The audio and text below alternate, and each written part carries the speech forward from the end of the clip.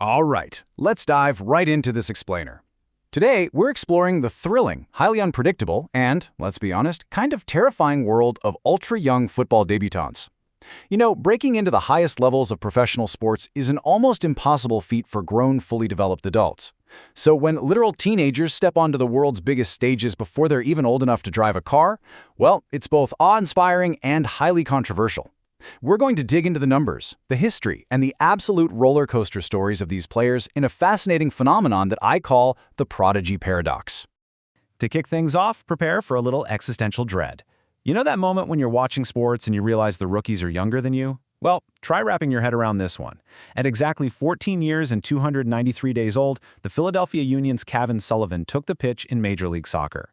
With that single step, he broke a 20-year-old record held by Freddie Adu by just 13 days, becoming the youngest player to ever debut in a major U.S. or Canadian pro sports league. Just think about that for a second. He's essentially an 8th grader playing a high-stakes, physically demanding game against fully grown seasoned professionals who have mortgages and families. It's wild. Section 1. Calvin Sullivan's historic debut, breaking records in Major League Soccer. Let's look at the sheer magnitude of this kid's achievement and how he's completely rewriting the rulebook for North American soccer. We aren't just talking about a lucky break or some quick PR stunt here. This timeline brilliantly illustrates his meteoric rise. He joins the Union Academy in 2020, leads the U.S. Under-15s to a CONCACAF championship, and wins the Generation Adidas Cup in 2023. By May 2024, he signs the most expensive homegrown deal in MLS history. But here's the absolute wildest part, and what makes his situation so incredibly unique. Baked right into that contract is a clause that he transfers to Premier League giants Manchester City the exact second he turns 18. Having your future written at a global powerhouse before you even play a single senior minute, that creates a level of pressure that's honestly hard to comprehend. He made his historic MLS debut in July 2024, and the hype train hasn't stopped since. Section 2. The teenage debut phenomenon, when biological age doesn't matter. So, zooming out from MLS, we see this really isn't an isolated event. Across Europe, managers are throwing literal school kids into the absolute blender of professional football. To understand why this happens, look at the number 485. That's the mind-blowing number of goals Francesco Camarda scored in just 89 matches for AC Milan's academy. Let me repeat that, an average of 5.5 goals a game. His stats were so overwhelming that AC Milan actually had to get special permission from the Italian Football Federation to debut him in Serie A at exactly 15 years and 260 days old. When a player is this extraordinary, teams will literally seek exemptions to bypass standard sports labor rules. Biological age just stops matching raw talent, and managers simply ignore the birth certificate. But, it's not always just about the spreadsheet data and mind-bending goal averages. Throwing a teenager into top-flight English football is often about human instinct. Arsenal's manager Mikel Arteta noted this when he debuted Ethan Nwaneri, who absolutely obliterated the Premier League record at 15 years old and 181 days old. Arteta simply said, "It was a pure gut feeling." Consider how terrifying it must be for a manager to trust a 15-year-old in the high-stakes environment of the Premier League.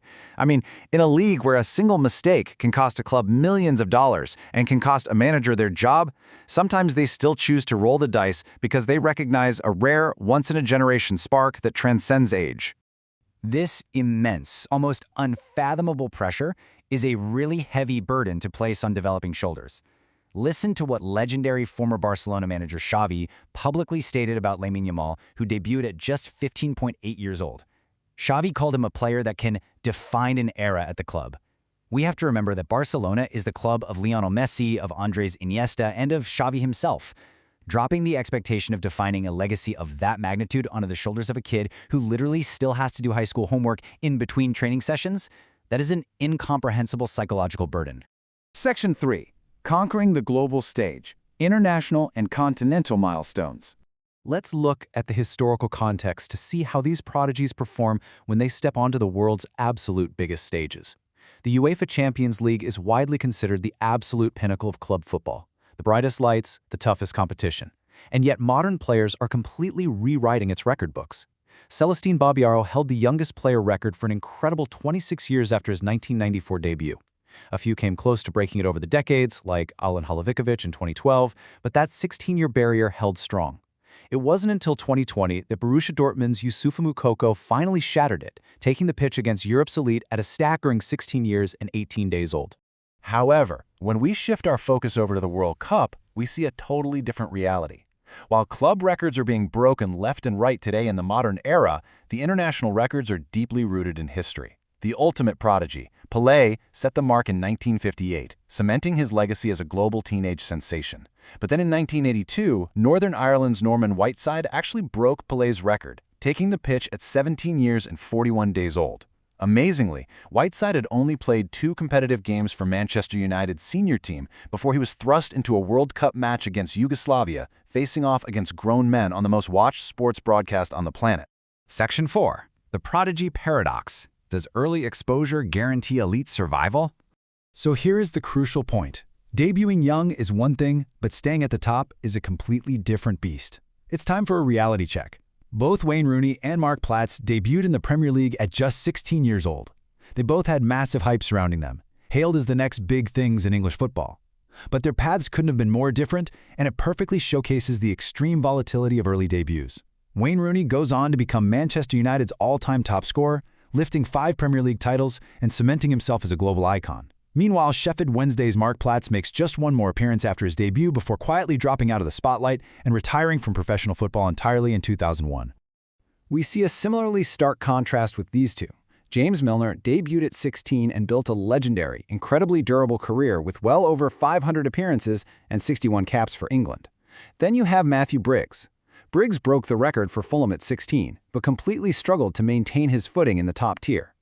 The psychological whiplash of holding a prestigious Premier League record one moment and then slowly falling all the way down to non-league obscurity the next, that's brutal. It proves the central thesis of the Prodigy Paradox. Early exposure absolutely does not guarantee long-term survival in elite sports.